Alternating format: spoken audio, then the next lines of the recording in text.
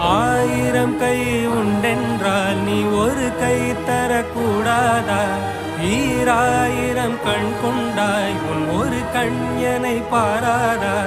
உன்னில் சரணடைந்தே